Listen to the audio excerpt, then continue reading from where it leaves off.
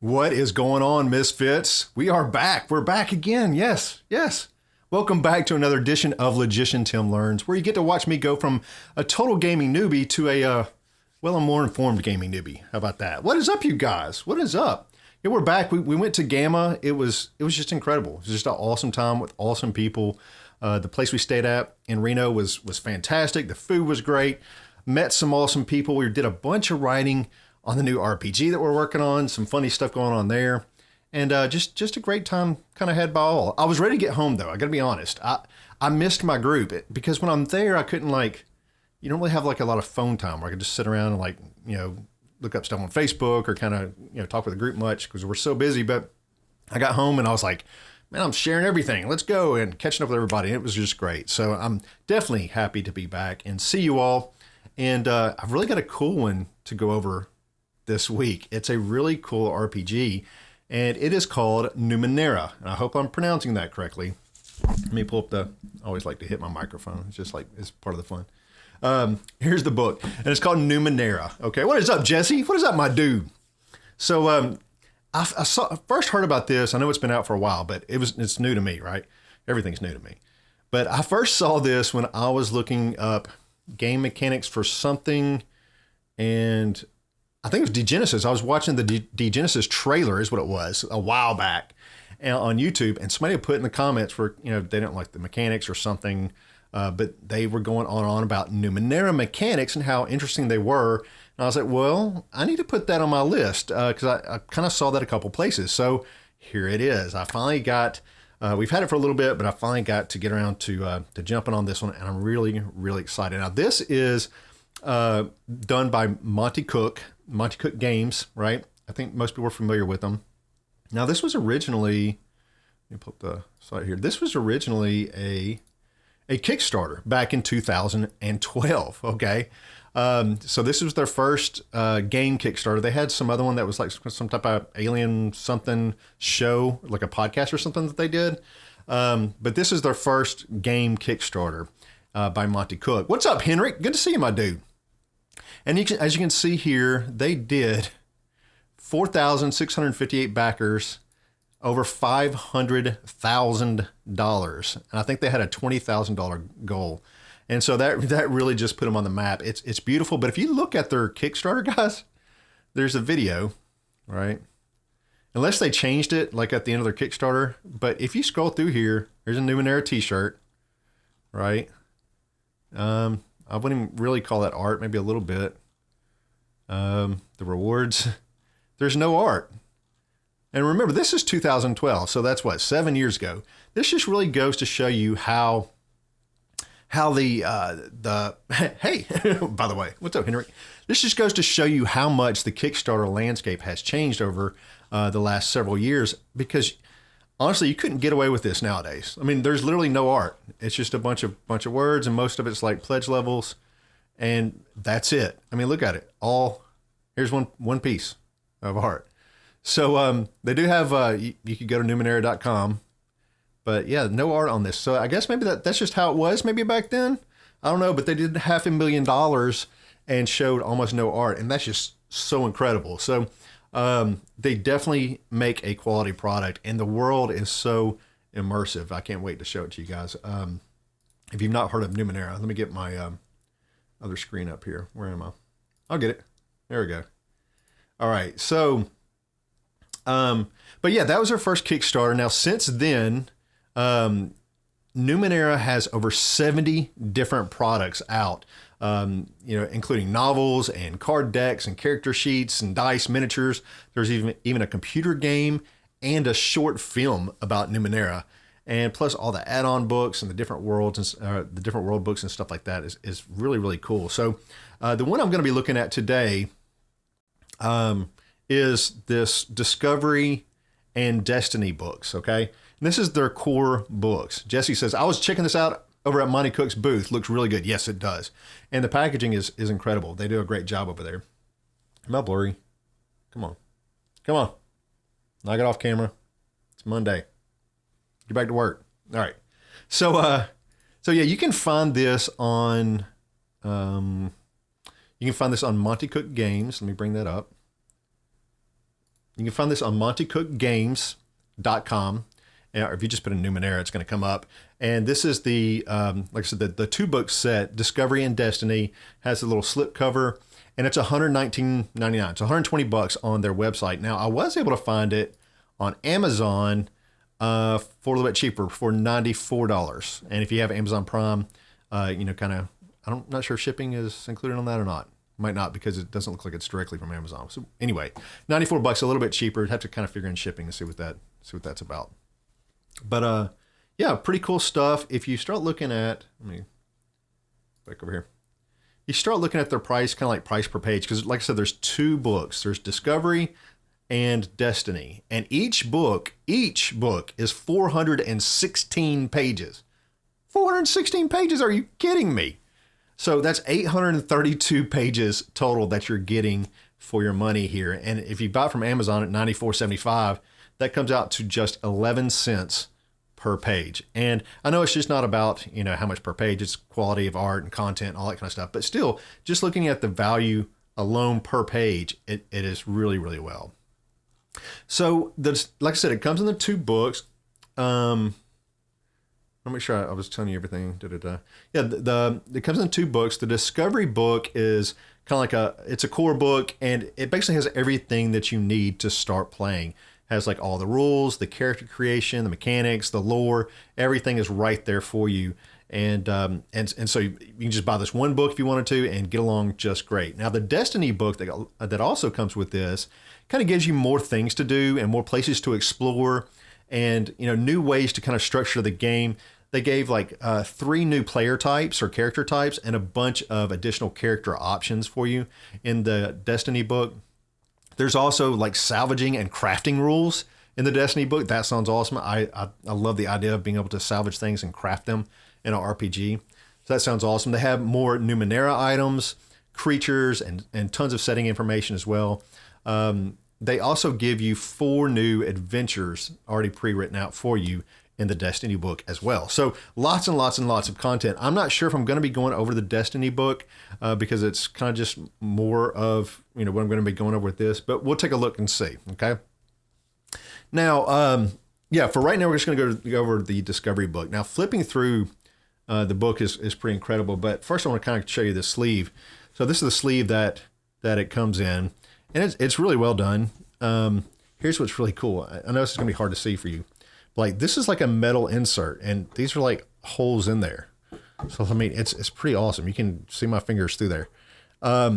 It's metal. It's really cool, like a laid-in insert of their logo, and it's just amazing. Just little small things. When that's sitting on your shelf like that, it's just going to pop right out. It just looks gorgeous. So, definitely quality packaging for sure there. So, I love that. But yeah, when I'm flipping through the book, it's full of incredible and wonderful and weird art. It's absolutely amazing. I've got the PDF too, so I'm going to be flipping through some of this with you with the PDF, so you'll be able to see some of this beautiful artwork for yourself. But you can see there's art on every page. I mean, virtually every page there's beautiful, beautiful art. I don't know how much their art cost them, but they have given us tons of it, and it's really incredible. They didn't hold back. They weren't stingy with the art. Like, I've seen a couple that are like, man, I wish we had more artwork, and they did a really good job with this. And the art's pretty amazing too. Look at this shark guy. Looks nuts. So yeah, lots of weird characters in here, and it's kind of confusing at times because you think it might be fantasy, and then it looks like sci-fi until you start reading the lore, and it starts kind of making sense a little bit. So, because it kind of has this mixture of fantasy and sci-fi-ish undertones, kind of. It's really strange. It's something new for me, and I think it's pretty neat. So when you first open up the book, they have this beautiful color map for us, and our table of contents. Always like that. And then they kind of just give us a real quick introduction, and it's called A Billion Years in the Making. And this is pretty cool. I really like the way that they included just a quick introduction. It's signed by Monty Cook, and it talks about kind of how they came up with the idea of the world of Numenera and how the company has grown. Like I said, from their first Kickstarter in 2012 to now having over 70 Numenera related products just in these past 7 years, plus all the other things that they've done. Pretty amazing. He also talks about how rewarding it is. This is what I like. He talked about how rewarding it is to hear people saying that they've never played an RPG before, and then they played Numenera, and now they're hooked. And I just think that's just got to be an awesome feeling for a creator to hear that type of thing. He also says that many people tell him that it was this game that got them to start running games as a GM. So pretty cool, man. I like the idea that it's obviously accessible to new players, and that sounds cool to me. He goes on to kind of give some shout outs to the creators and some of the big influencers in his life, and provides some references on kind of where to start. Like if you're new to Numenera, or if you're a returning player, maybe revisiting it over some time, because the books have been updated. But they kind of go on to say like nothing of old is no longer valid, right? They just added to. So yeah, it is. It's amazing. It's amazing. Tons of content. So yeah, I really like that. And then you turn the page and it's like, okay, the Amber Monolith. Okay. And so this is like a short story. It's almost religious in nature. It's kind of cool because it's written kind of in chapters, and they kind of tell you, chapter 9, Wind of Iron, in which we learned the lesson of dedication, in which we learned the lesson of loss, in which we learned the lesson of perseverance, and so on. And so it's almost written in a biblical type fashion. And I want to kind of go through the story because I think it really helps. I want to introduce you to the world in the same way that I was introduced to it. I don't want to give it to you all up at front. It's too easy. So the story basically tells us about this guy, and I'm probably going to mess up his name, as Calaval. I think that's how you say it, Calaval. And so it's this guy Calaval and his pet Thuman. It's spelt like human with a T in front of it.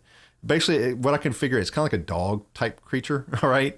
So Caval and his pet Thuman, I think his name is Frederick. Yeah, Frederick is the pet. All right, they're climbing through like these ruins on their way to this obelisk type structure that they've been seeking out. And they're both exhausted from this trip, and they're kind of sitting down to rest, and then they start seeing these clouds on the horizon, just kind of getting closer and closer and bigger. And so Calaval thinks that it's a dust storm. Austin says, however, is this better than Degenesis? But seriously, always like your input. This looks interesting. I don't know, Austin. I don't know yet. We'll have to find out if it's going to be better than Genesis. That's a pretty, the bar is set really high. But I can tell you this, so far, it's as good, if not better. It hasn't lost any favor with me whatsoever. It's only piqued my interest. So can't wait. You'll have to wait and find out. Just like I will. So this guy, Calaval, and his pet, Frederick, they're climbing through these ruins because they've been seeking out this obelisk, right? And these clouds start approaching, and he thought it was a dust storm. So he puts this like dust filter type mask on, and like puts one over the Frederick, the pet. And as this cloud starts to approach, though, he smells something familiar and something scary. And he realizes it's not a normal dust storm, but what he calls the iron wind. I'm like, okay, that sounds cool. And apparently this iron wind, and they don't give you much information, it tells you that it contains some type of particle or like nanotechnology or something. And it's carried in this wind, and it changes those that it touches. And so he can't find any shelter. He's like, oh crap, we're screwed, right? And this little dust filter is not going to help him. So he quickly takes out this really weird device that he doesn't really know how to work. And you're going to see that a lot in this book, where there's all these devices. It's kind of key to it. And I'll explain more as we go about these devices. What's up, Carmen? Cameron, good to see you. Austin says, so you're saying my wallet, what? So you're saying my wallet might hurt then? Guess 2 RPGs are better than 1. Yeah. Yeah, your wallet's going to hurt. It's only $100. I mean, 2 books, like 416 page books. So 832 pages. I think that's a steal. And it's going to look lovely on your shelf. So yeah, just go get it. Seriously, go get it. Don't even wait for me to finish. I can just tell you now, you're going to love it. Actually stay for the rest of the stream, then go get it. How about that? Yeah. All right. So anyways, so he gets out this weird device, and that's kind of what this book is about a little bit, about if you can think of these weird devices that nobody really knows how they work or what they do a lot of times. But he breaks out this device, and it has some type of like shield type force field type thing that goes around him and his pet. And but it's vibrating like really wildly. He can barely hold on to it. His arms are numb from holding on to this crazy thing. And Frederick, the pet, kind of gets away from him a little bit, and half of his body goes outside the force field. And he barely manages to hold on to this shield thing until the Iron Wind passes. But Frederick is not so lucky. Half of his body is covered, and I'm going to kind of read you what they say here. Half of his body is covered in hundreds of tiny worm-like tendrils. Ew. Says the pet's flesh is covered in what looks and feels like metallic plates. So where his body went out is like these like metallic plates everywhere. And it says the left side of his face contorted. The left side of his face contorted with opening and closing eyes, as if a crowd of smaller creatures had taken up residence in its head. Poor Frederick, man. He's wrecked and he's in total pain. And there's nothing that Calaval can do to save his companion. And so he makes this horrible decision, not horrible, good decision, hard, difficult decision to put his pet out of his misery, and stabs him and kills him and bleeds right out. So kind of a sad thing. But that's kind of what we're talking about a little bit. Now, the next part of this opening talks about this obelisk. And let me just show you a picture real quick of the obelisk. I got to get my PDF up. That'd be helpful. I'll get us all this right one day, guys. All right, here's what one of these obelisks look like. Okay, so if you can see, like the guy down here is really, really small. This thing's kind of floating like in the air, right? And apparently they have these things every so often or whatever. I'm not sure. But anyway, because we don't know that much about it in this opening. But the next part is he starts talking about him being underneath this giant obelisk thing in the sky. Okay. And the bottom of this thing is like several hundred feet up in the air. Right. But he reaches down in his bag and he pulls out some sort of device, another device with a belt. And again, he didn't really know anything about it, but he knew if he pressed the right things in the right order or switched the wires around a little bit, eventually he could get it to do what he wanted. And so after some fumbling, he started levitating off the ground higher and higher until he reached the bottom of this obelisk, right? And so it's way up in the air. And he's way up in the air now. And he goes, and this is where he sees like this latch in the bottom of the obelisk. He's like, oh crap, man, it's a door. Yes. And so he manages to get this latch open just as the charge on his little levitation belt thing like gives out. The battery's dead, right? And so he starts to fall. He kind of grabs himself on a latch and all this kind of stuff and dislocates his arm. And it's like a big struggle trying to just get into this darn thing. But he manages to get in there with his dislocated arm. But it's like almost pitch black in there. You can't see a thing. So he finally manages to get his shoulder kind of knocked back in, like an old Kung Fu movie thing where you hit it up against a wall. And he says he passed out a bunch of times and woke up, tried again, passed out, woke up, tried again. But he finally gets his shoulder in socket, and he starts his way through this obelisk, finding like these ladders, like kind of like what do you call them? What was it? It was, I'm trying to think of what they called it. There's shafts with ladders inside of them, okay, inside this obelisk. And so you kind of walk through this little area, then you can climb up this shaft and walk across this other area and go up this shaft is what it kind of sounds like to me. And so he climbs his way up through each level, kind of barely able to see anything, kind of feeling along the walls and floors until he hears this crazy noise, right? Like, oh shit, somebody's here. And then some sort of like weird ape-like creature thing. And it says it had like metal intertwined with its flesh and wiring flailing about is just kind of comes at him, and it's not happy, right? So he doesn't have any weapon. He has almost no light. His only option is to run. And that's pretty much what he does. He just takes off running back the way he can, jumping down these ladders, kind of feeling his way along the wall to the next ladder. But he could tell if this like freak ape thing was catching up to him. But I wanted to read you kind of a little bit of this so you can get the flavor and the way that they write. It's just amazing. Let me see where I want to pick up at. Here it is. It says immediately the beast dropped. Here we go. He grasped a jagged length of synth tubing. So he found some tubing when he dropped down this last little shaft. and he thrust it up.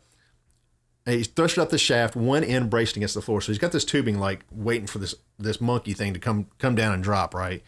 And he says, immediately the beast dropped down upon the tube, its weight snapping it in two and knocking Calaval to the ground. Calaval's head struck the wall. He saw white in the darkness. He found himself lying on the tremulous metal floor, unable to see. The sound of his own breaths was drowned out by another sound, rhythmic, wet, gurgling wheezes from not far away. Calaval struck a match. In the light, he saw the ape thing with metal plates and fleshy parts integrated into a cobbled whole. There was nothing beautiful, careful, or elegant about this thing's construction. Even its organic portions did not seem to exist in any sort of natural relationship. Hair-like tendrils writhed across his body, each ending in a tiny sphincter mouth. Ew. And each tiny mouth whined in agony. So yeah, you can just see the flavor there. It's really descriptive and crazy, and it just sounds awesome, right? So he's killed this beast, and so he thinks it's pretty clear here. So the story kind of continues on as he reclimbs all these ladders, like 23 levels, until he reaches the center of the obelisk. And again, you can see kind of the center has, and it's not really this center, but he calls it the center, kind of the lower quadrant, but lower third, I guess. But he calls it the center. So he reaches this center, and there's this 20-foot by 30-foot like cylinder in the middle of this obelisk, and it's floating, seemingly not connected to anything.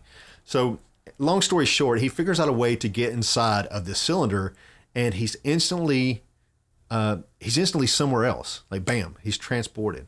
And he knew he was in some citadel created by, they call it inhuman hands, aliens of some sort, I guess. So he was in this city in the sky, and he said that he was able to see the city in the sky barely with a telescope when he was young or something like that. So he could see it, but nobody really knew for sure how to get up there. So what is up, Jay? So yeah, now he's in this city in the sky all of a sudden. And so here he said he knew that there were the hidden, here in the citadel of the sky were hidden the true secrets of the Numenera. And perhaps he could speak with one of these Aeon priesthood types and become one of their ranks, because they kind of study the Numenera. And but it says, little did Calaval know that the knowledge he would gain would make him not an Aeon priest, but the greatest among them, the High Father, the greatest of the Aeon priest, and founder of the Order of Truth. Holy smokes! So basically, they kind of gave me everything. They put me into this character right away about the story about his pet and how he had to put it out of its misery. And it really helped pull me into the shoes, while at the same time kind of teach me a little bit about this really, really weird world that he lives in. Just really awesome stuff. And so yeah, just an awesome introduction here. And then they go, okay, here we go. We're going to get started. Chapter 1, right? And they just dive right into it. Now, I'm going to show you. Let me get my the PDF on here. You can kind of see these things.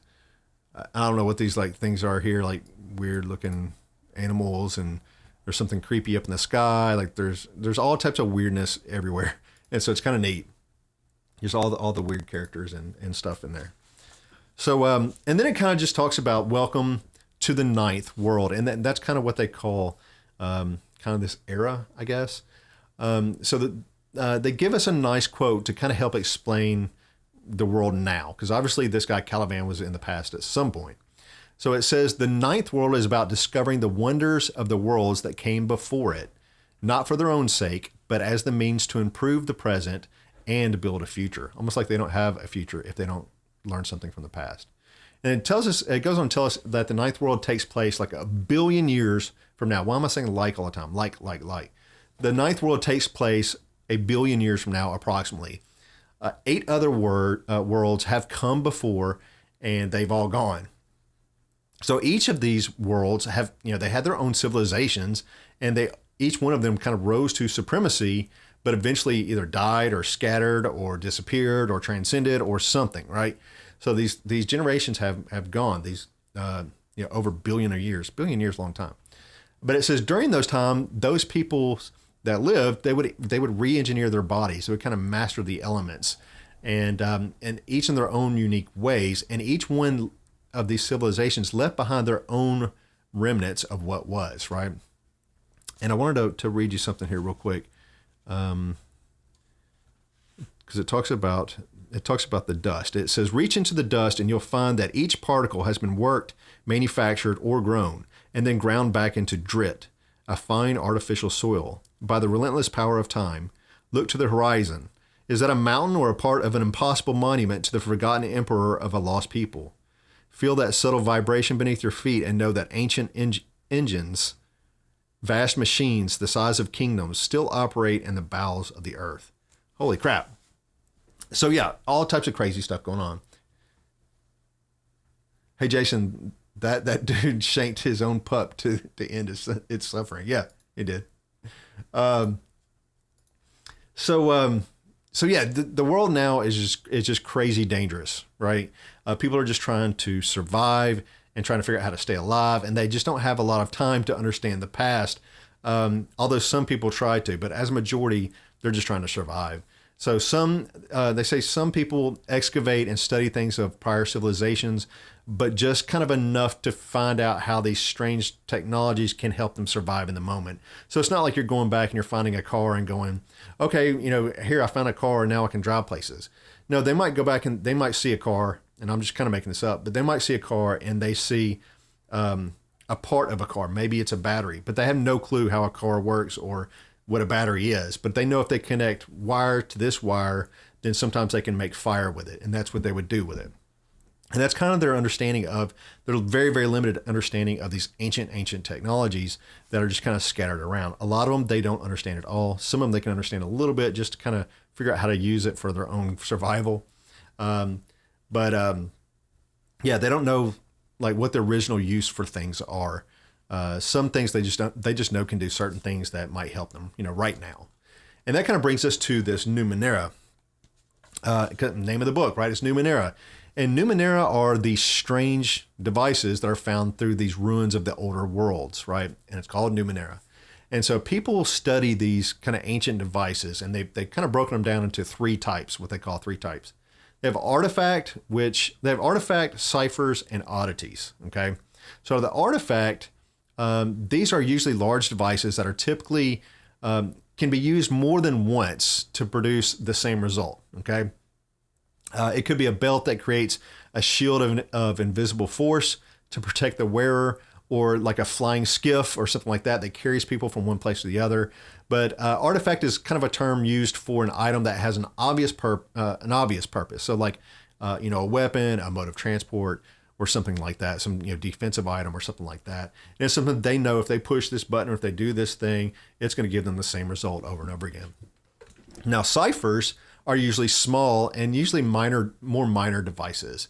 And you'll just get like a single charge or a single effect off of them before it basically becomes a paperweight, right? And so just, this is a cool paperweight because it doesn't do anything anymore. So it says that, something like a cipher might include something like an injection that can heal wounds, or a handheld object that can be used like as an explosive device, one time only.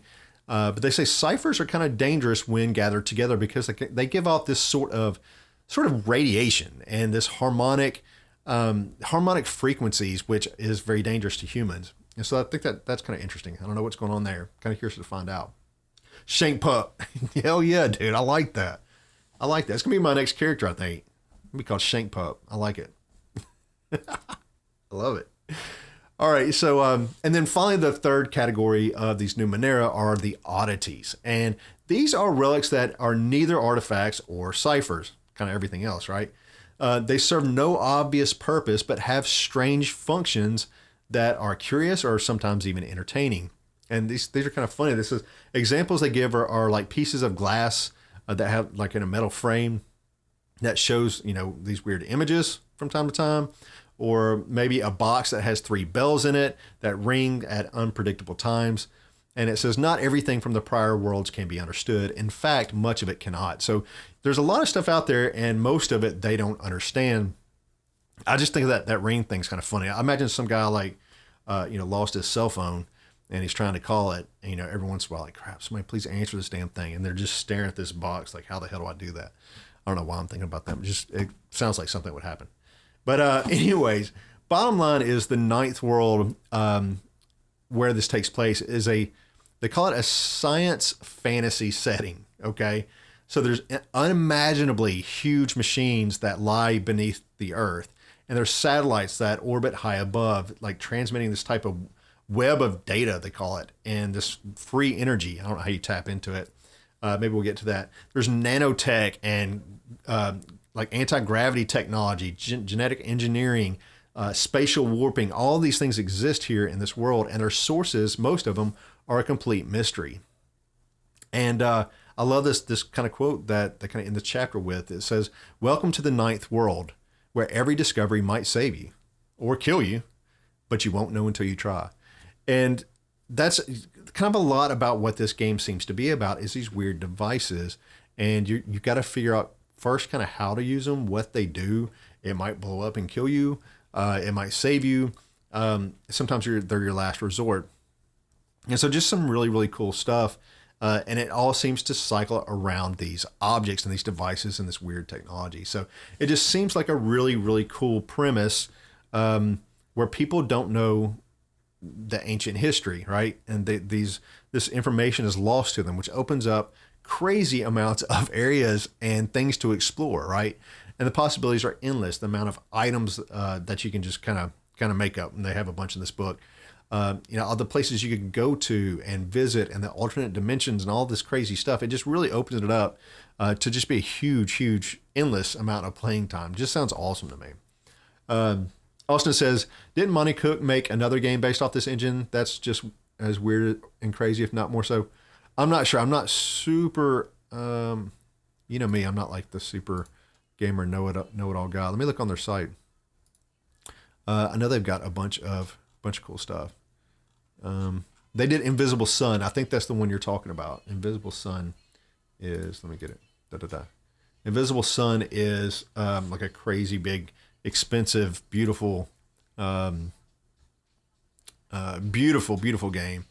And so let me click on it. That might be the one that you're talking about, because it is super weird, man.